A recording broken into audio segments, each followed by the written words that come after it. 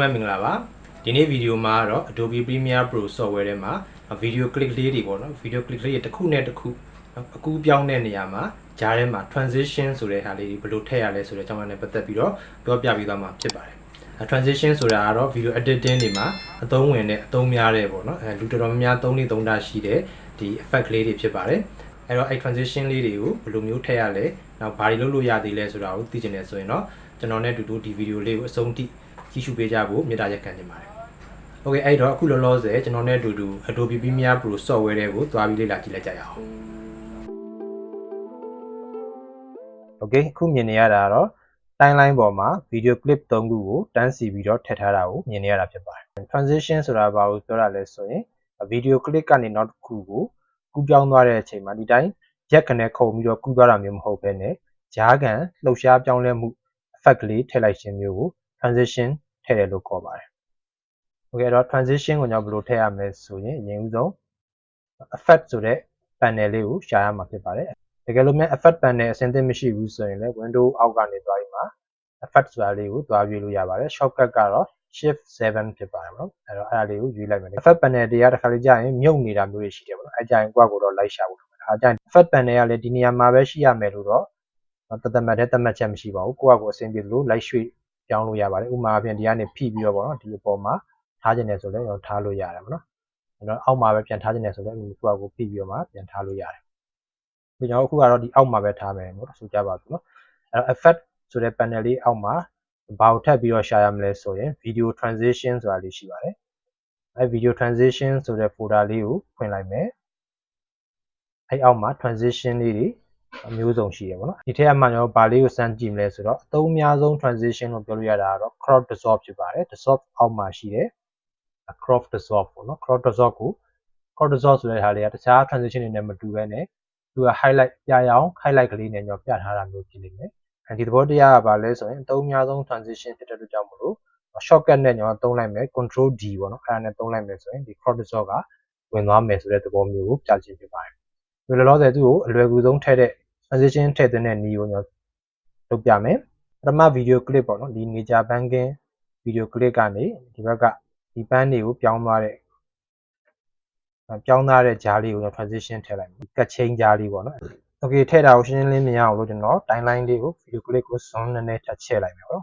်ဒီက plus လေးနဲ့ zoom ချဲ့လိုက်မယ်အဲ့တော့ဒီကြားလေးတွေကိုကျွန်တော်ထည့်မယ်ပေါ့နော်အဲ့တော့ crop dissolve ဆိုတဲ့ transition လေးကို mouse pointer လေးနဲ့ mouse click လေးနဲ့ဖိပြီးတော့မှဆွဲလာမယ်ဆွဲလာပြီးတော့မှဒီခုန join z နေရာလေးကိုအခုလိုမျိုး highlight ကလေးဖြစ်သွားတဲ့အချိန်မှာ mouse click လေးကိုလွှတ်လိုက်မယ်ပေါ့နော်လွှတ်လိုက်ရင်ဘာပြောလဲဆိုတော့ insufficient media this transition will contain repeat frame အဲ့ဒါဘာသဘောကိုပြောတာလဲဆိုရင် transition ထည့်မဲ့ video clip နှစ်ခုစလုံးရဲ့ရှေ့စရောနောက်စရောပါလွတ်ရှိမနေဘူးဆိုတဲ့သဘောကိုပြောတာဖြစ်ပါတယ်။အဲ့သဘောတရားကိုရှင်းအောင်ပြောပြရမယ်ဆိုရင် transition ထည့်တဲ့နေရာမှာအရေးကြီးတာကတော့ပထမ video clip ရဲ့နောက်စနဲ့ဒုတိယ video clip ရဲ့ရှေ့စမှာပိုနေဖို့လိုအပ်ပါတယ်။ကွက်တိဖြစ်နေလို့မရပါဘူး။အဲဒါကြောင့်မလို့သူကဒီမှာဆိုရင်ကျွန်တော်ကွက်တိသွားဖြစ်နေတယ်။ပထမ video clip ရဲ့အဆုံးကလည်းဒီမှာတကယ်ဆုံးသွားတယ်။သူရဲ့ဒုတိယ clip ရဲ့ထိပ်စကလည်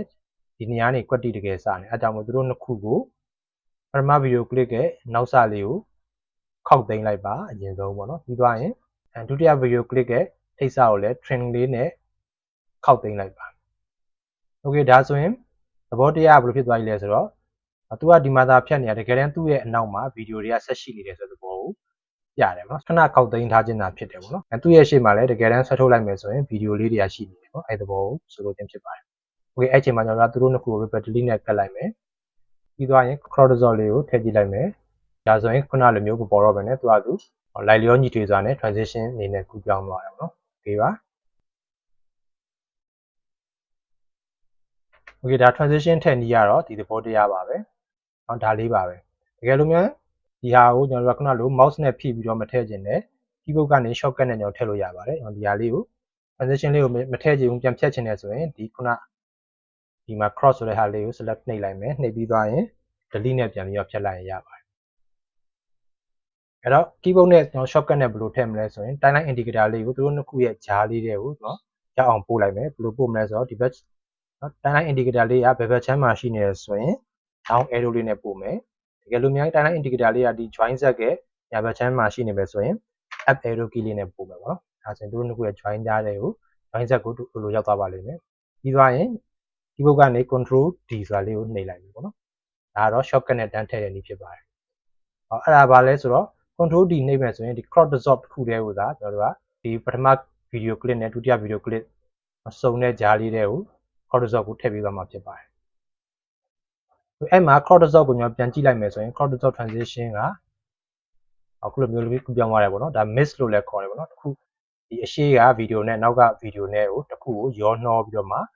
ပြောင်းလဲသွားတယ်ပေါ့နော် mix ဖြစ်ပြီးတော့ပြောင်းလဲသွားတယ်သူ့ကိုကျွန်တော် select မှတ်လိုက်မယ်ဆိုရင်သူနဲ့ပတ်သက်တဲ့ option တွေက effect control မှာမြင်ရမယ်ပေါ့နော်ဒါကတော့တစ်စက္ကန့်စာ default အနေနဲ့ပေါ့တကယ်လို့သူ့ကိုကျွန်တော်တို့ကနည်းနည်းပို့ပြီးတော့ကြာကျင်တယ်ပေါ့နော်သူကူးပြောင်းမှုလေးကိုနည်းနည်းပို့ပြီးတော့အချိန်ကြာလေးမြင်နေတယ်ဆိုတော့ဒီ crop dissolve ဆိုတဲ့ transition လေးရဲ့ဒီဘက်ဘက်ထိပ်ဖြစ်စေညာဘက်ထိပ်ဖြစ်စေပေါ့အဲ့ဒါလေးကို mouse pointer လေးတင်လိုက်ရင်အခုလိုမျိုး transition trim button လေးပေါ်လာလိမ့်မယ်ပေါ့နော်အဲ့အချိန်မှာဖြည့်ပြီးတော့ကျွန်တော်တို့ဆွဲဆန့်လို့ရတယ်ပေါ့ဆွဲဆန့်လိုက်မယ်ဆိုရင်သူ transition region ပေါ့နော် transition ရဲ့ region area လေးကပို့ပြီးတော့ကျေပြန့်လာတဲ့အများသူတို့နှစ်ခုရဲ့ရောနှောမှုပေါ့နော် transition ဖြစ်မှုကပို့ပြီးတော့ကြည့်ရတာကြာသွားပါပေါ့နော်ကြာပြီးတော့မှပြောင်းလဲသွားတာကိုမြင်ရပါလိမ့်မယ်ခုနကကြတော့ဒါဆိုဒီမှာဆိုလဲချိန်ရသူ့ရဲ့ duration က3စက္ကန့်နဲ့20 frame ကြာချိန်ပေါ့နော်ခုနကဆိုရင်ကျွန်တော်ကတိုးတဲ့ချိန်မှာ1စက္ကန့်ပဲရှိပါသူ့ကိုတကယ်လို့ကျွန်တော်ပြန်တိုးလိုက်မယ်ဆိုရင်ဒါ1စက္ကန့်1စက္ကန့်နဲ့8 frame ပေါ့အဲ့လိုမျိုးလေးတွေဖြစ်သွားလိမ့်မယ်ဒီက crop dissolve တစ်ခုတည်းကိုထည့်ပြခြင်းဖြစ်ပါတယ်crop dissolve ကလွဲရင်တော့ကျန်တဲ့ကျွန်တော်တို့ transition တွေကိုဆိုရင်တော့ဒီကနေပဲဆွဲထည့်ရမှာဖြစ်ပါတယ် crop dissolve ကဘာကြောင့်လဲဆိုတော့ crop dissolve ကိုကျွန်တော် control D shortcut နဲ့ဘာကြောင့်လုပ်ရလဲဆိုရင်ဒီမှာအပြာရောင် highlight ကလေးလုပ်ထားလို့ဖြစ်ပါတယ်အဲ့မှာတော့တခြားသော transition ရှိပါတယ် transition ထည့်မယ်ဆိုရင်ဘာလုပ်ရမလဲထုံးစံအတိုင်းဒီအခုဆိုရင်ဒီ video clip ကနေဒီ video clip လေးကိုကူးပြောင်းမယ်ဆိုရင်ရင်းဆုံးသူ့ရဲ့နောက်စလေးကိုခောက်သိမ်းမယ်ပြီးရင်နောက်ပြောင်းမယ်တတိယ video clip ရဲ့ရှေ့စလေးကိုလည်း string လေးနဲ့ခောက်သိမ်းမယ်ပြီးရင်သူနှစ်ခုကိုကတ်မယ်ပေါ့နော်အဲ့လိုကတ်ပြီးသွားတဲ့အချိန်မှာတခြားကိုကြိုက်တဲ့ transition တစ်ခုကိုထပ်ပြီးတော့ထည့်လို့ရပါတယ်အပေါ်က additive dissolve ဆိုတာလေးကိုညထည့်ကြည့်လိုက်မယ်သူကကြတော့ dissolve ပဲဒါပေမဲ့သူကကြလင်းပြီးတော့မှပြောင်းလဲသွားတယ်နော်အဲ့လိုလင်းပြီးတော့မှသူက transition ဖြစ်သွားတယ်အဲ့ဒီသဘောလေးရှိပါတယ်သူ့ကိုကျွန်တော် shortcut နဲ့ထည့်လို့မရဘူးပေါ့နော် control D နဲ့ထည့်လို့မရဘူးကြလို့မထည့်ချင်ဘူးဆိုရင်ပြန်ပြီးတော့ select မှတ်ပြီးတော့ပြန်လေးနှိပ်ပြီးဖြတ်လို့ရပါတယ်သူ control D နဲ့ကျွန်တော်ခုနလိုမျိုးဒီ timeline indicator လေးကိုဒီ join set ကြားလေးတွေကိုကွက်တိပြအောင်ပို့ပြီးတော့ control D နှိပ်မယ်ဆိုရင်ခုန crop dissolve ကိုပဲကျွန်တော်ကဒီထဲမှာလာပြီးတွားသူထည့်ပေးမှဖြစ်ပါတယ်တကယ်လို့မှကျွန်တော်တို့ကတခြား crop dissolve မဟုတ်ဘဲနဲ့တခြား transition တစ်ခုကို control D နဲ့ထည့်ခြင်းနဲ့ဆိုရင်တော့အဲဒီကိုထည့်ခြင်းတဲ့ transition ကို default transition ဆိုပြီးတော့ပြောင်းပေးဖို့လိုပါတယ်ဥပမာပြန်ကျွန်တော် additive dissolve ကိုကျွန်တော် default transition လုပ်မယ်ဆိုရင်အဲဒီ additive dissolve ကို select မှတ်ပြီး right click ကနေဒီ set selected as default transition ဆိုတာလေးကိုရေးပေးရမယ်ဒါဆိုရင်ခုနအပြာရောင် highlight ကလေးက crop dissolve ဆိုတာကနေ additive dissolve မှာသွားပြီးတော့ပြောင်းသွားလိမ့်မယ်နော်ပြောင်းပြီးတော့ပြတာကိုမြင်ရလိုက်မယ်အခုချိန်မှာ control D နှိပ်လိုက်မယ်ဆိုရင် crop dissolve မဟုတ်တော့ဘဲနဲ့ additive dissolve ဆိုတဲ့ transition လေးက control D နဲ့တွင်ဝင်လာပါလိမ့်မယ်ဒီ dissolve ထဲမှာမဟုတ်ဘဲနဲ့ transition ကိုစိတ်ကြိုက်မျိုးစုံနဲ့ပြောင်းလဲလို့ရပါတယ်ဒီနေရာမှာခုန additive dissolve ထည့်ထားတဲ့ transition နေရာကို iris diamond ဆိုတဲ့ transition ကိုထပ်ပြောင်းပြီးထည့်မယ်ဆိုရင်ကျွန်တော်ဖိပြီးတော့ဒီခုန transition ထည့်ထားတဲ့ပုံမှာထပ်တင်လိုက်မယ်ဆိုရင်ပထမထည့်ထားတဲ့ additive dissolve ဆိုတဲ့ transition ကပျောက်ပြီးတော့ iris dissolve ဆိုတဲ့ iris diamond ဆိုတဲ့ transition လေးကနေရာလဲယူပြီးဝင်သွားပါလိမ့်မယ်ဒါဆိုရင်ဒါ iris diamond ဆိုတဲ့ transition လေးဖြစ်ပါတယ်ဟုတ်ပြီဒီ transition လေးတွေကကိုလိုရင်လိုလိုမျိုးသူ့ကို setting လေးတွေလိုက်ပြီးတော့ချိန်လို့ရပါတယ် iris diamond ဆိုတဲ့ transition လေးကို select မှတ်လိုက်မယ်ဆိုရင်သူနဲ့ပတ်ဆိုင်တဲ့ option လေးတွေကို effect control ထဲမှာမြင်ရလိမ့်မယ်ပေါ့အဲ့မှာကျွန်တော်တို့ကကိုလိုချင်တယ်လို့ transition လေးတွေကိုပြုပြင်ပြောင်းလဲလို့ရတယ်ခုမှပြင်ကျွန်တော်ဒီ iris diamond ဆိုတာလေးကစပေါ်ချင်းမှာအလဲစင်တာကနေမှတစ်ဆင့်ပေါ်လာတယ်ပေါ့နော်နောက်ကတ်ကရုပ်ကလေးကပေါ်လာတယ်ပေါ့ diamond ပုံစံလိုမျိုးလေးနဲ့4000 diamond ပုံစံမျိုးလေးနဲ့ပေါ်လာတယ် အဲ့ပေါ်တဲ့နေရာကိုကျွန်တော်နေရာပြောင်းနေတယ်ဆိုရင်ဒီနားကနေကိုယ့်ကိုလိုလိုရွှေ့လို့ရပါနော်ဥပမာဖြင့်ဒီပန်းပွင့်လေးကနေပေါ်နေတယ်ဆိုရင်ဒီဘက်ကနေနေရာရွှေ့သွားလိမ့်မယ်ပေါ့နော်အဲ့လိုမျိုးကိုယ့်ကို